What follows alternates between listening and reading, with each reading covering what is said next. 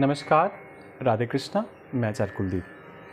देखिए, ज्योतिष की क्लास हम लोग कंटिन्यू कर रहे हैं। पहले भी कभी पढ़ा था और इस बार भी कंटिन्यू कर रहे हैं। इस बार कुछ नए चीज़ों को लेकर के आए हैं। चीज़ें पुरानी हैं, नए ढंग से लेकर के आए हैं। जैसे कोई भी राशि है, कोई भी ग्रह है, वो किस राशि पर बैठा है और वो किस दिशा की राशि पर बैठा है। जैसे हमने कह दिया कि विवाह आपका उत्तर दिशा में होगा, आपका विवाह पूर्व दिशा में हो सकता है, आपका जो विवाह होगा वो पश्चिम दिशा में होगा। तो ये दिशाएं कैसे बता सकते हैं, ये दिशाएं कैसे डिसाइड होती हैं? तो उसके लिए हमें थोड़ा सा अपने दिमाग में चीज़ों को बैठालना पड़ेगा, याद रखना पड़ेगा। उदाहरण के रूप में मेष, वृष, मिथुन, कर्क, सिंह, कन्या, तुला, वृश्चिक, धनु, मकर, कुंभ, मीन, इनको हमने एक क्रम में रखा। 1 5 9 2 6 10 3 7 11 और 4 8 12। जो 1 नंबर की राशि है ये पूर्व दिशा की राशि है। 1 नंबर की राशि पूर्व दिशा की राशि है। 2 नंबर की राशि दक्षिण दिशा की राशि है। 3 नंबर की राशि पश्चिम दिशा की राशि है। 4 नंबर की राशि उत्तर दिशा की राशि। ठीक इसी प्रकार 5 6 से लेकर के 12 तक आप इसे काउंट करिए। मैं बस आपको कम समय में बहुत कुछ समझाने का प्रयास करता हूँ। मतलब अगर 1 नंबर की राशि है तो उसको हम क्या कहेंगे? पूरब दिशा की राशि कौन सी है? 1 नंबर की राशि। अब 2 चीज़ें हैं। जब आप इस चार्ट पे देखेंगे तो इस चार्ट में जो प्रथम भाव है आपका, ये पहला भाव, ये पहला भाव पूर्व दिशा का है। समझिएगा, ये पहला भाव पूर्व दिशा का है और ये पहली राशि पूर्व दिशा की है। यानी कि अगर इस वाले जहाँ पर ये 5 नंबर लिखा है, चलो 5 को थोड़ा नहीं रहने देते हैं, 5 नंबर की राशि भी पूर्व दिशा की राशि है। यानी कि जो पहला भाव है ये भी पूर्व दिशा का भाव है। और इसी पूर्व दिशा के भाव में अगर 5 नंबर की राशि पड़ जाए और कौन सी दिशा की है? वो भी पूर्व दिशा की है, तो भाव और राशि एक साथ मैच हो गई। वही भाव है, वही भाव की दिशा है और वही राशि की दिशा है।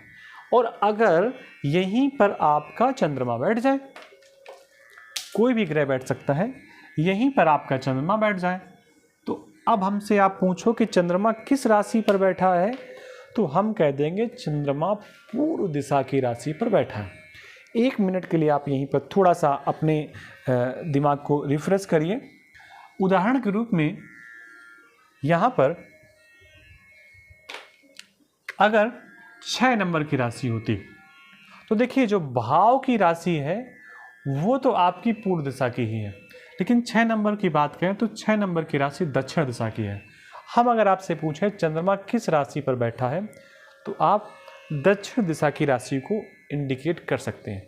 अब एक चीज़ और देखिए, ज़्यादातर स्थितियों में जब हम राशि दिशाओं की बात करेंगे तो भाव की दिशा को थोड़ा सा भूल जाएंगे, केवल राशि की दिशा को याद रखेंगे।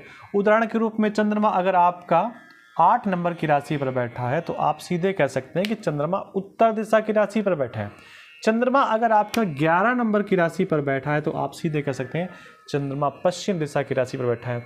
चंद्रमा अगर आपका 10 नंबर की राशि पर बैठा है तो आप कह सकते हैं चंद्रमा दक्षिण दिशा की राशि पर बैठा है। और चंद्रमा अगर आपका 9 नंबर की राशि पर बैठा है तो आप कह सकते हैं कि चंद्रमा आपका पूर्व दिशा की ओर राशि पर बैठा है। मतलब सिर्फ इतना कहने का है कि जब कभी ये बात आएगी कि व्यक्ति का हस्बैंड किस दिशा से आएगा, उसका विवाह किस दिशा में होगा, उसकी शादी किस दिशा में होगी, तो ऐसी स्थिति में हमें चंद्रमा की और चंद्रमा किस राशि पर बैठा है उसकी आवश्यकता पड़ेगी। एक बात और, मैंने एक बात यहाँ पर एक्स्ट्रा बोल दी जो नहीं बोलनी थी। मैंने कहा कि चंद्रमा की दिशा, चंद्रमा किस राशि पर बैठा है इसको जानने की आवश्यकता पड़ेगी।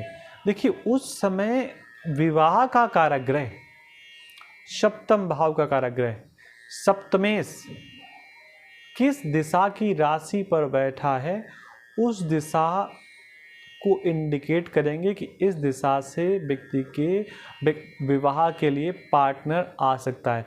मेल होगा तो फीमेल के लिए, फीमेल होगा तो मेल के लिए। यहाँ अभी कोई श्योरिटी नहीं कही जा रही कि सप्तम भाव का स्वामी कहाँ बैठा होगा तो उस दिशा से व्यक्ति आएगा, लेकिन एक अनुमान लगाया जा सकता है कि ग्रह किस दिशा की राशि पर बैठा है। और कई बार जैसे आपने किसी फीमेल के चार्ट देखा, अब मालूम पड़ा फीमेल ने पूछ लिया हमारा हस्बैंड किस दिशा से आएगा, तो आप उसके चार्ट में सप्तम भाव से संबंधित ग्रह को वो देखेंगे कि वो किस दिशा की राशि पर बैठा है, और फिर उसी से अनुमान लग जाएगा बहुत आसानी से कि इसका विवाह इस दिशा में हो सकता है। तो राशियों को भी दिशाओं के अनुसार 4 दिशाओं में बांटा गया है, ये भी आपको बिल्कुल याद होना चाहिए। तो आज लेक्चर पे इतना ही, फिर कुछ नए चीज़ों को लेकर के आपके साथ उपस्थित होते हैं। तब तक के लिए आप सबको राधे कृष्णा, नमस्कार, जय जगन्नाथ।